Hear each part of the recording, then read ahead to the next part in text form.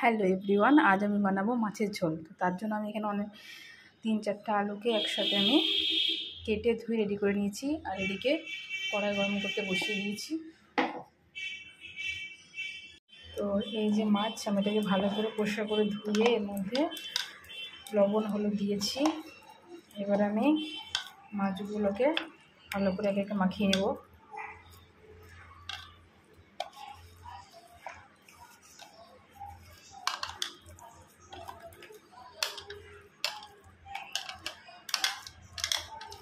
মাছগুলোকে ভালো করে লবণ হলুদে মাখিয়ে নিতে হবে।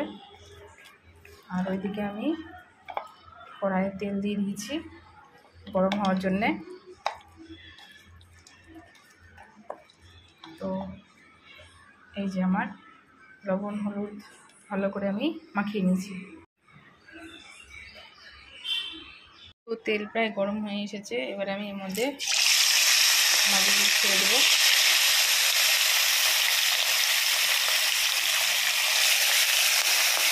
তো এই যে এবার আমি মাছগুলোকে লাল লাল করে এখানে ভেজে নামিয়ে নিয়েছি। এবার আমি ওই তেলের মধ্যে জিরে ফোড়ন দিয়ে দিলাম। আর এখানে 2টো মিডিয়াম সাইজের পেঁয়াজ আমি কেটেছিলাম, সেটা আমি দিয়ে দিলাম। এবার পেঁয়াজটাকে ভালো করে ভেজে নেব।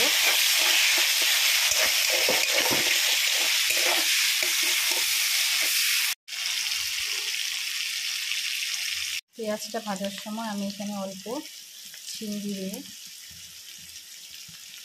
চিনিটা দিয়ে দিলে পেঁয়াজ দেওয়ার পর চিনিটা দিয়ে দেবে, এতে করে পেঁয়াজের কালারটাও তাড়াতাড়ি ধরে যাবে আর তরকারির কালারটাও সুন্দর আসবে। এবার আমি পেস্ট করে রাখা মশলাটার মধ্যে দিয়ে দেবো। আমি এখানে 3 চামচ মতো পেস্টটা দিলাম। আর আমি একে একে এর মধ্যে হলুদ গুঁড়ো, লবণ, কাশ্মীরি লঙ্কার গুঁড়ো দিয়ে মশলাটা ভালো করে কষিয়ে নেব।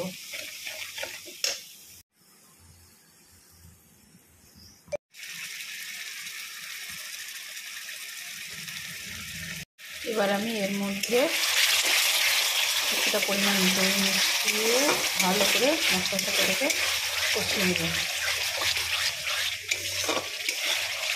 এরপর আমি আলুগুলোকে এর মধ্যে দিয়ে কিছুক্ষণ সময় ভালো করে কষিয়ে নেব, যাতে মশলার সাথে আলু ভালো করে কষে যায়।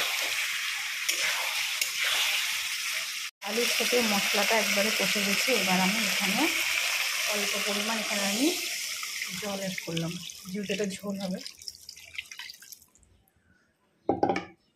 তো আমি এখানে জল অ্যাড করে দিলাম।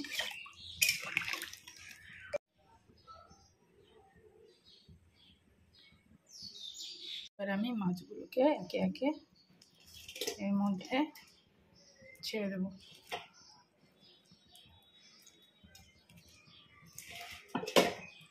একে একে এবার আমি মাছগুলোকে ছেড়ে দিয়ে কিছুক্ষণের জন্য ঢাকা দিয়ে দেবো।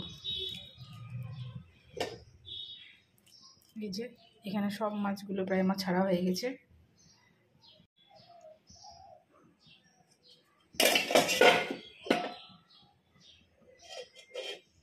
মাছগুলো আমি দিয়ে দিয়েছি। এবার এটাকে 10 মিনিটের জন্য ঢাকা দিয়ে দেবো।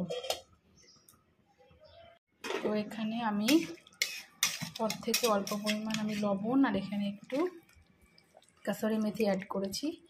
এবার আলুগুলো সেদ্ধ হয়ে গেছে। এই যে সেদ্ধ হয়ে গেছে। এবার আমি গ্যাসের ফ্লেমটাকে অফ করে এবার এটাকে আমি নামিয়ে নেব। এটাকে নামিয়ে নিলেই রেডি। তো এই যে আমাদের মাছ রেডি।